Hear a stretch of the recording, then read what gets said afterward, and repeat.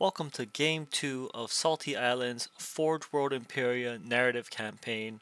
If you have not already checked it out, we have two videos in the description below previewing the two armies for today's game.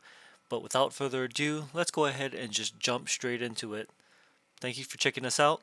Hope you enjoy.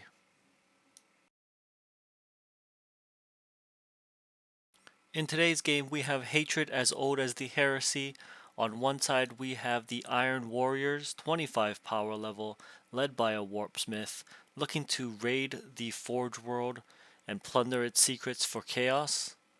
And on the other side, we have the Space Wolves, complete with the 5-man Terminator unit that will be deploying up in orbit, ready to deep strike down onto the battlefield. And the mission for today is out of the Beyond the Veil mission campaign, Combat Patrol Mission number 5, Data Acquisition. The way that this mission works is pretty straightforward. Two sides deploy on the short edges, with 4 objective markers in the center of the table. Each objective marker has a special action that can be performed on it by any unit that is not a character, beast, or vehicle. This action will eat up the unit's turn, and at the end of the turn, they will score point for their side. Progressive objectives for this mission is control 1 or more objective markers, control more objective markers than their opponent, and they also get 10 points if they complete the retrieve the data action during the turn. There is also an endgame objective, 30 victory points if you have performed the retrieve the data action on all 4 of the objective markers. Let's go ahead and check out the deployment zones and the deployments themselves. Now, as a note, the Space Wolves did win the right to choose their side, and they chose the left side. They've got this giant trench that's running up on that upper corner of the deployment zone. Something to note is that as they're deploying in the trench and behind the trench, that does completely block line of sight, protecting them from any type of shooting that the Iron Warriors can put out. Which is a good thing also, given that they've got that Forge Fiend on the upper right side of the table. The Iron Warriors do win the roll-off, and that means that they'll be going first. Turn 1 for the Iron Warriors, generating a command point, and because all of the Space Wolves are out of line of sight, everyone goes ahead and rolls in advance. As you can see, the Forge Fiend gets a fantastic advance, letting it control up into the center of the table, giving it some cover behind those crates as well, but it also does threaten both sides of the table on those objectives. The cultists also do advance, getting up onto the nearest objective, letting them go ahead and begin performing that action. From here, there's no shooting, no charges, no close combat, straight to scoring, 10 points for retrieving the data thanks to the cultists, 10 more points because they do hold one objective, and because you can score this in the first turn, 10 more points for holding more than your opponent. That is 30-0 for the Iron Warriors on that first turn, putting the pressure on the Space Wolves for them to actually go ahead and do something on their turn. Turn 1 for the Space Wolves, they also generate their command points and don't spend any, and go straight to the movement phase. Now, because of the pressure that the Iron Warriors have put on them from scoring all 3 objectives in the first turn, the Grey Hunter squad looks like they advance forward, jumping on that objective. The Fenrisian Wolves also get to the closest objective, and the Wolfguard battle leader looks to be up in the center of the table, supporting the Wolves. With the Grey Hunters performing the action, thus preventing them from being able to shoot this turn, we're going to go straight to the charge phase. The Fenrisian Wolves are looking to make that long bomb charge into the cultist lines, which will really go ahead and pin them in place. Unfortunately, it does not look like they're able to make the roll, and as a result, that reaches you to the end of turn 1. The Space Wolves do score 10 points for retrieving the data, thanks to the Grey Hunters, 10 more points for holding one objective, and thanks to the Grey Hunters again, they do hold more than the Iron Warriors, scoring them 30 points, tying up the score at the end of the first turn. Turn 2 for the Iron Warriors. This is going to be a pivotal turn, as going into it, the Iron Warriors basically have this turn to deal with the Space Wolves before the Terminators are able to deep strike in. Iron Warriors do generate that command point, they're sitting on 5, and we're going to go into the movement phase. In the movement phase, the cultists are going to advance, getting to that lower objective, and it looks like everyone else does just do a normal move. The Mauler Fiend moves up, screening for the cultists and threatening those Fenrisian wolves. The Chaos Space Marines up top just move forward, looks like they're looking to shoot, and the Chaos Warpsmith stays on the objective as holding more objectives is one of the plans. Up top, the Forge Fiend does stay still. It's in a prime position to open fire on those Grey Hunters. And we're going to go ahead and move into the shooting phase, starting up top. Chaos Space Marines into the Grey Hunters, Plasma Gun, overcharged, 2 shots, 1-6 but 1-1. Looks like they're contemplating on that one, and they are going to command point reroll that, which does convert into a hit and also saves the Marine itself. 6s are triggering Death to the False Emperor, which also converts into an additional hit. Rolling to wound. Unfortunately, only 1 wound, but this will do 2 damage if it gets through. Space Wolves will need a 6-up save to save on this one. Keeping in mind that the Chaos Space Marines are only 1 wound, so they're going to need to make use of all the tricks that they have available. Whereas the Space Wolves, they get the benefit of that 9th edition codex. They're sitting on 2 wounds each, and also they are able to make that save. Next up is Bolters. Lots of 6s, all triggering additional attacks. All hits also. Hopefully this will make up for the Plasma Gun. Ooh, only 1 conversion. Still, 7 hits on 6 shot is not bad at all. And 4 wounds. No AP, however, as the Space Wolves will need to make 4 saves. Ooh, and it looks like only 2 of them save.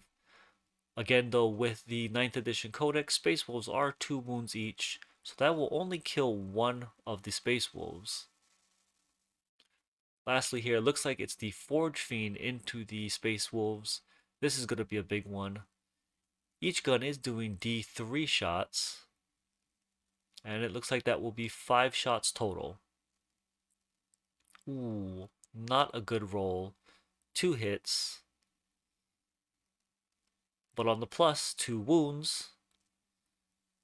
Needs to make 2 big saves on those Space Wolves. Ooh, unfortunately, those are not saves on the Space Wolves. Dealing 2 wounds and then 3 wounds, that will kill another 2 Space Wolves, bringing that unit below half strength. Moving on into the charge phase. No surprise here, the Mauler Fiend will go ahead and charge into the Wolves. Unfortunately, up top, it looks like the first roll was for the Chaos Space Marines to charge the Space Wolves, which they do fail that roll. Into the assault phase, Mauler Fiend has quite a few attacks.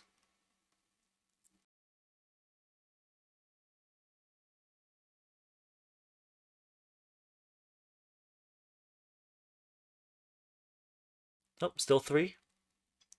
No, still due to the high strength of the Mauler Fiend, looks like 3 still convert. And there's no saves, which is going to start eating through that blob.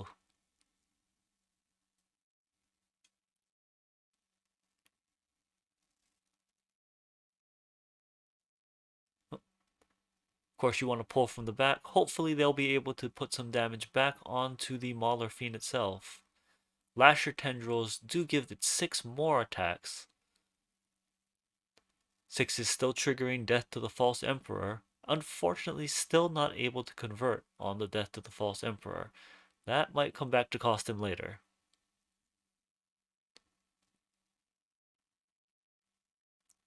Ooh, only 2 wounds this time. Again, though, no saves, which is definitely putting a big hurt on those Fenrisian wolves, bringing them down to half strength. Piling in, the wolves will make their attacks back.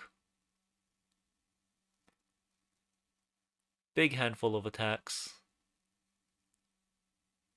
Hitting on 3s.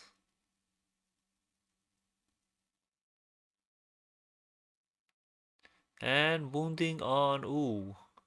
Looks like they do need that 5 to wound, only being able to put 1 wound back. 2 wounds. Two wounds. One of them saved, unfortunately. So only one wound onto the Mauler Fiend. And at the end of the Iron Warrior's turn, unfortunately not able to remove any of those models, but they are able to retrieve the data thanks to those cultists at the bottom. Then 10 more points, as they are controlling one objective marker. However, they are not able to get control more, as those Chaos Space Marines were not able to contest. So that brings the score 50 to 30, moving into the Space Wolves' turn. They've got some ground to make up, but the Terminators will be coming in, so we'll see how that will affect the game. The Space Wolves are battered but far from out, and the Thunderhammer Storm Shield Terminators will be teleporting onto the battle this turn. In addition, the Space Wolves do spend one command point on stratagem Bestial Nature for the battle leader. This lets him count this turn as though it were the Assault Doctrine. This also triggers the Space Wolves Super Doctrine, so hopefully this will be a good investment on the points. In the movement phase, the Wolfguard battle leader moves forward, getting ready to charge, while the Fenrisian wolves fall back, giving him some space as they're basically ineffective against a Mauler Fiend. And at the end of the movement phase, in come the Terminators, dropping into the Iron Warrior's backfield exactly 9 inches away from both the Forge Fiend and the Warpsmith. We do apologize for the bad camera angle, but hopefully those Terminators will be charging in shortly.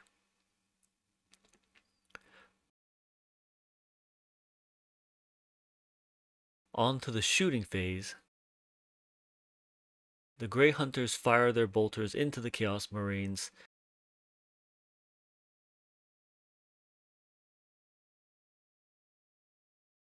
and after all the rolls, one armor save fails, and again, one wound models means one dead Chaos Space Marine.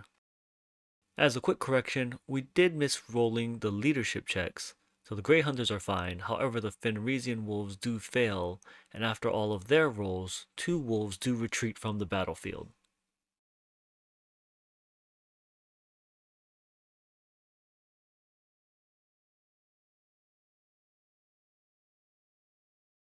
And at last, moving into the charge phase. The battle leader makes an easy charge into the Mauler field, as well as this fulfills his oath first to the fray, stating that he must be the first model in the Space Wolf army to charge each turn, if it is available. Next though is the all-important charge. The Terminators are going into the Forge Fiend, as those ectoplasmic cannons pose the biggest threat otherwise to those Terminators. The Iron Warriors opt not to overwatch, and instead the first roll fails with an 8. Obviously this is worth a command point reroll. And again it fails, but even worse, so this is a huge setback to the Space Wolves. Either way, we are going to have to move into the assault phase. The Space Wolves activate the stratagem Savage Strike. This gives the battle leader +1 to wound. This is on top of counting as the Assault Doctrine and the Space Wolf Super Doctrine bonuses. This turn he has 4 attacks from the charge, hitting on 2s, 6s exploding. He does also spend the command point to reroll the failed hit to give him 4 hits, no 6s though. He does wound on 2s with AP -3 for the Assault Doctrine, dealing 3 damage apiece. On the other end, the Mauler Fiend does have a 5-up invulnerable save, which he does make 1, barely keeping himself alive. But that is crucial to keeping that Wolfguard battle leader in place. On his attacks back, the Mauler Fiend is in the lowest bracket now, so he only gets 2 attacks back. 1 hit, and does 1 wound.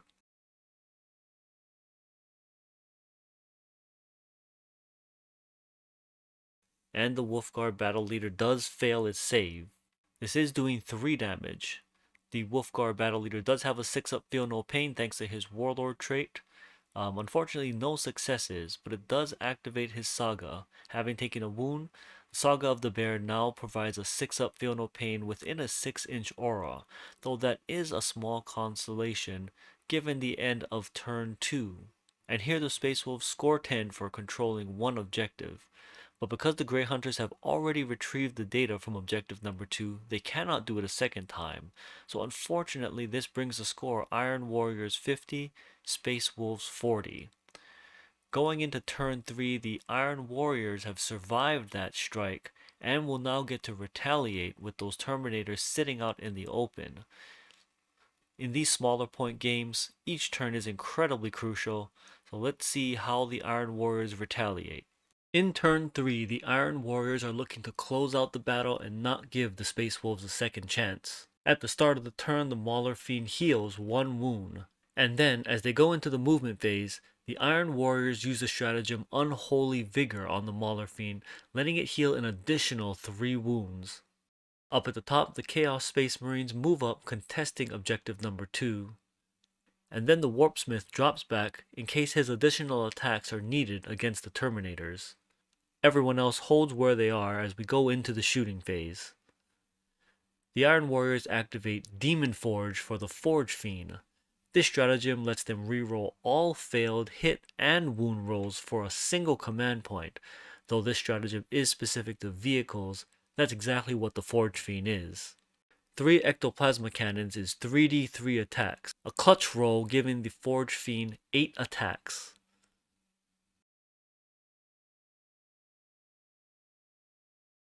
Rerolling hits,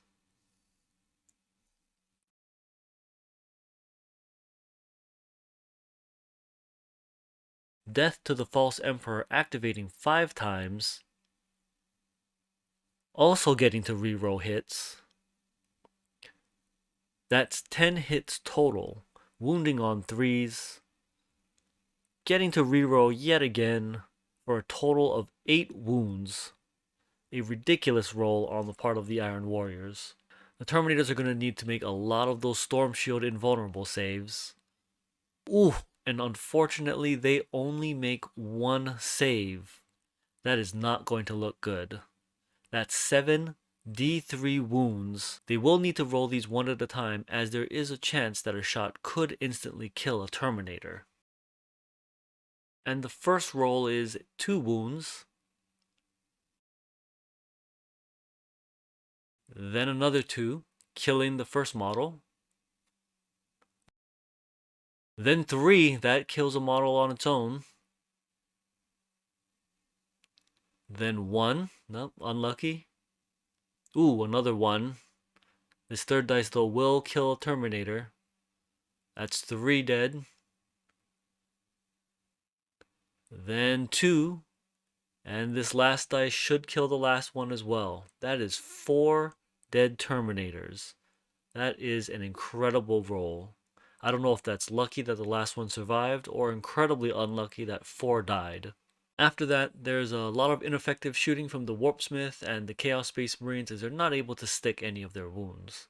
So we're moving on into the charge phase. The Chaos Marines charging into the Space Wolves up top, and the Warpsmith is charging into the Terminator.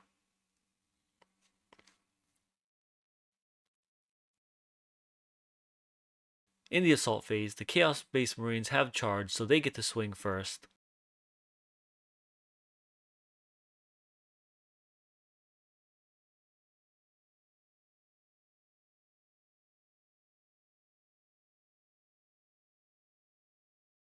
Swinging first with the basic attacks, they're able to land 1 wound.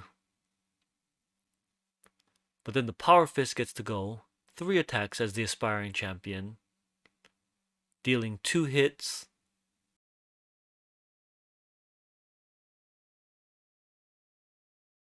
And 2 wounds.